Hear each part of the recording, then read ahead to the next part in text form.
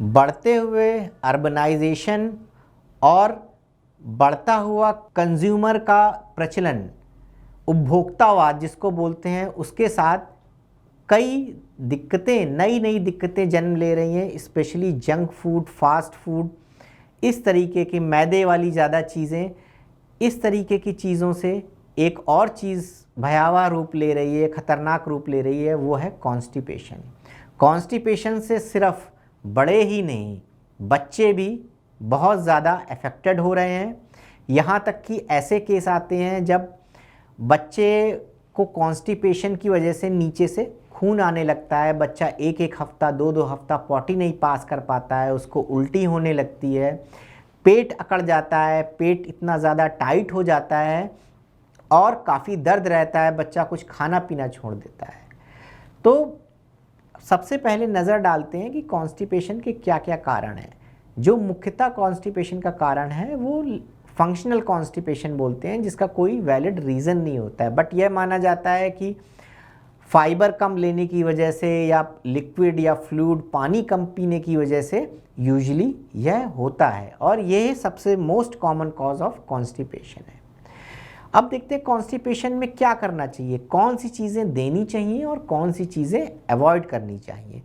तो सबसे पहले तो दो तीन चीज़ें मैं आपको यह बताना चाहूँगा जो हम और आप यूजुअली करते हैं और उसको बहुत अच्छा समझते हैं, स्वास्थ्यवर्धक समझते हैं, हेल्दी प्रैक्टिस समझते हैं, बट वो हेल्दी प्रैक्टिस ना होकर बहुत ही नुकसान वाली प्रैक्टिस है। जो मैंने देखा है, सबसे बड़ी ऐसी प्रैक्टिस है बच्चे को जूस पिलाना।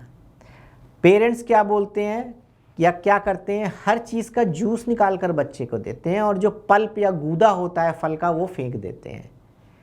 इससे बेकार प्रैक्टिस कोई नहीं हो सकती, क्योंकि जो सबसे पोषक चीज़ थी, जो फाइबर थे, जिनसे पॉटी मुलायम होती है, जिससे कॉन्स्टिपेशन दूर होता है, वो आपने कूड़े में फेंक दिया और सिर्फ पानी से बना हुआ और कुछ शुगर वाला जूस दे दिया। नेचर ने फलों को ऐसे बनाया है कि उसका जो गूदा होता है, जो उसका पल्प होता है, उसी में फाइबर होते हैं।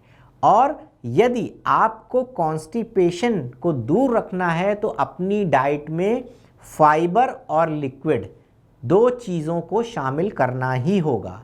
और हम क्या कर रहे हैं, बच्चे को जूस पिला रहे हैं, उसका पल्प फलों का फेंक रहे हैं, तो फाइबर दूर कर रहे हैं। दूसरा जो गड़बड़ी हम कर रहे हैं वो है आटा जो आप ले रहे हो, वो छना हुआ आटा, प्रोसेस्ड आटा ले रहे हो, उसमें से फाइबर नहीं है। तो जब भी आप अपने घर के लिए आटा या कोई और चीज़ लीजिए तो इंश्योर करिए कि वो होल फाइबर वाला आटा हो। ऐसा भूसी युक्त आटा बाज़ार में उपलब्ध है, लेकिन लोग स्वास्थ्य से ज़्यादा स्वाद को तरजीह देते हैं, क्योंकि जो फाइबर वाला भूसी वाला आटा होता है उसकी रोटियां देखने में उतनी सफ़ेद, सुंदर तथा खाने में उतनी स्वादिष्ट नहीं होती हैं। इसलिए नंबर 1, जूस की जगह बच्चों को पूरा फल खाने की आदत डालिए। सेकंड, फाइबर युक्त खाना खाइए, आटे में होल फाइबर वाला आटा लीजिए। तीसरा, फाइबर युक्त सब्जियां जैसे लौकी, कद्दू, तोरई, ये ज़्यादा अपने घर में कम से कम एक सब्ज़ी प्रतिदिन ज़रूर बननी चाहिए। चौथा जो मेज़र है सबसे इम्पॉर्टेंट, कि बच्चों में आदत डालिए रेगुलरली पानी पीने की। यूजुअली देखा गया है कि बचपन से ही हम लोग बच्चों को पानी पीने की आदत नहीं डालते हैं, जब वो बहुत ज़्यादा प्यासे होते हैं या जब खाने के साथ ही वो पानी पीते हैं। बट हमें इस पानी पीने की कला को या पानी पीने की आदत को अपनी लाइफ स्टाइल में ही इनकॉर्पोरेट करना होगा, जिसमें कॉन्स्टिपेशन नहीं हो पाएगा।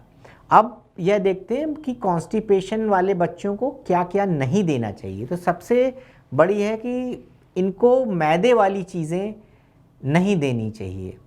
आप जितना मैदा दोगे, मैदा युक्त बिस्किट दोगे, उतना ही कॉन्स्टिपेशन बढ़ेगा। दूसरा, कुछ फल हैं जैसे केला है, ये भी कॉन्स्टिपेशन वगैरह कर सकता है। कई बारी देखा गया है कि जो दूध होता है, फुल क्रीम दूध, वो भी कॉन्स्टिपेशन करता है। बटर वगैरह भी कई बारी कॉन्स्टिपेशन कर सकता है। तो इस तरीके से जो चीज़ें कॉन्स्टिपेशन को हटाती हैं, जैसे फाइबर, हरी सब्जियां, फल, पपीता, पानी, इन सब को हमें देना है। और जो चीज़ें कॉन्स्टिपेशन करती हैं उनको हमें धीरे धीरे डाइट से हटाना है।